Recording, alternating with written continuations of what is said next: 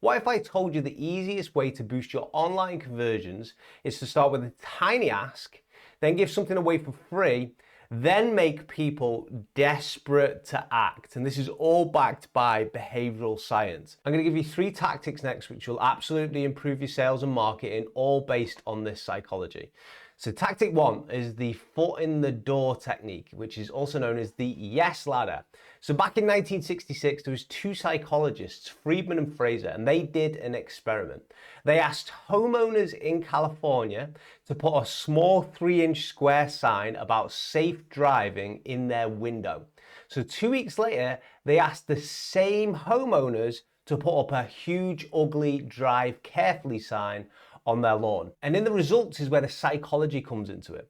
Those who said yes to the small sign first, the initial request, were over 350% more likely to say yes to the large sign compared to people who were only asked about the big favor.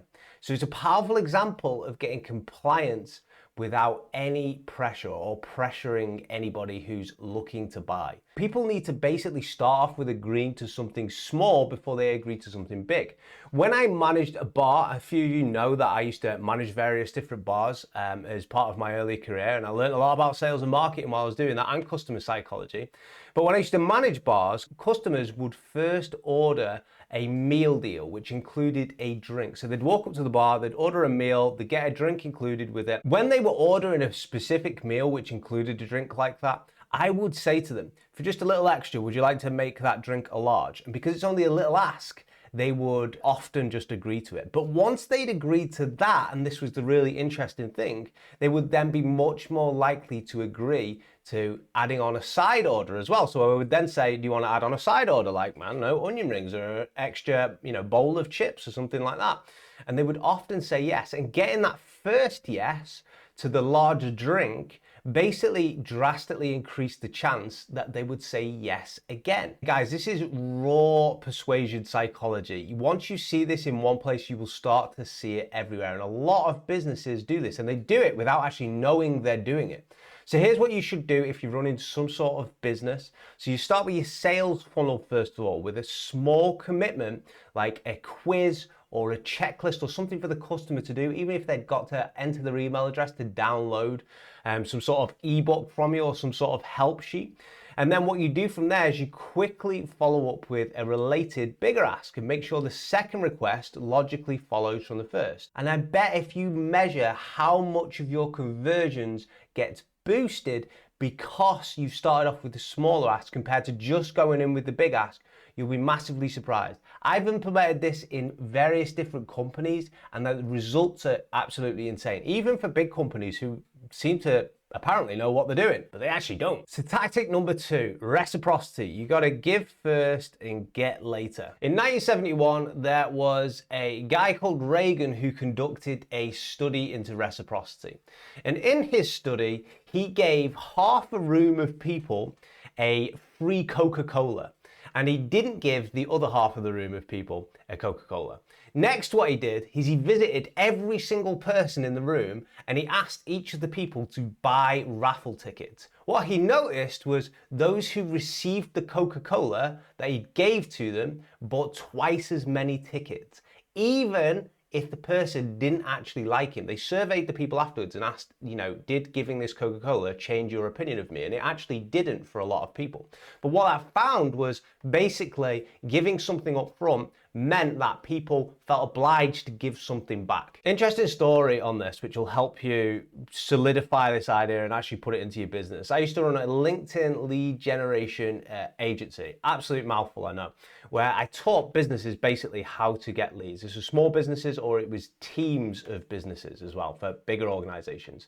I must have sent out around about 100,000 DMs manually to people trying to build this business. And I reviewed loads of DMs as well, DMs of my clients and things like this.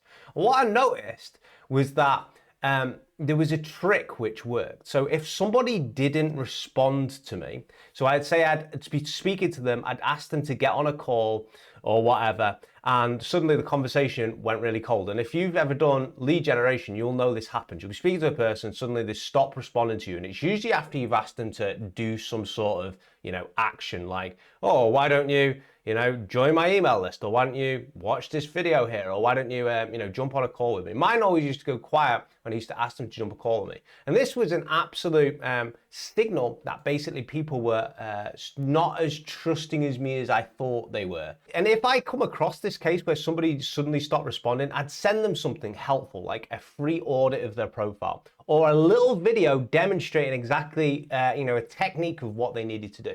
And suddenly they would then book calls with me. Like, I'd just get a notification like a few days later that they've booked a call with me. And I would notice the people I didn't do this for, sending them the additional bit of value, I used to call it added value, I noticed that they would just never book a call with me, even when I followed up with them. But the people who I did the add value for, I sent them something which genuinely helped them, that would like push them over the edge a little bit. So reciprocity works, and it's made me a lot of money. So here's what you should do if you're running some sort of business.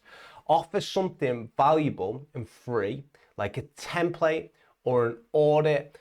You can personalize this freebie so it feels a bit special as well. So it's like maybe targeted completely for your audience. And then you follow up quickly with your main request. So if this helped, here's the next step. And that right there is how reciprocity works. And it's effective on websites, it's effective on email, it's effective on DMs. I've sent out millions of emails now for various different companies. I've sent out 100,000 DMs. I've seen this time and time again, and it absolutely works.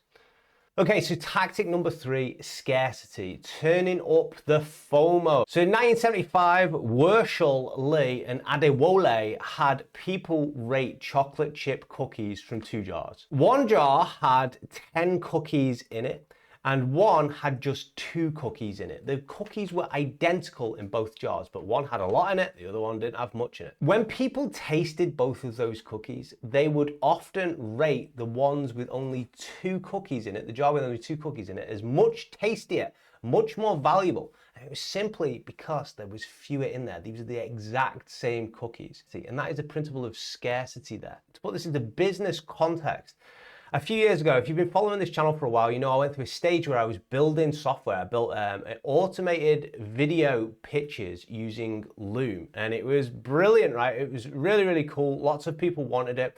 But when I took it to Facebook adverts, initially sales were pretty average. They, like, nothing special. It was breaking even on it. And I was like, this is crazy because it's killing it basically when I'm advertising it organically. But when it's going to Facebook ads, it's just not really working very well.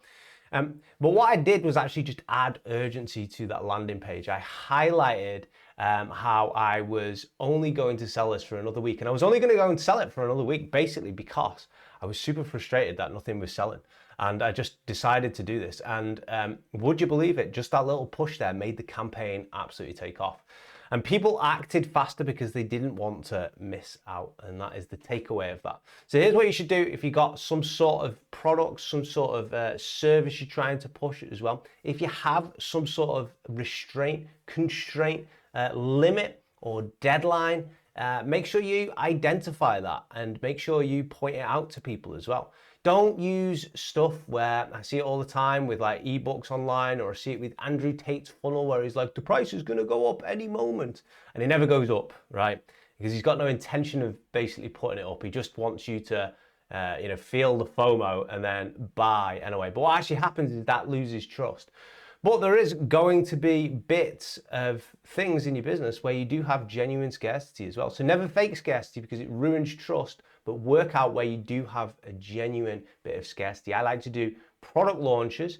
I like to do, if I've ever done a course, I like to do a course launch because then I can only open it up for a week as well, which gives me absolute, confidence that I am truly and authentically selling basically just in a week, and I'm not like ripping people off or pushing people to buy. It's genuine scarcity.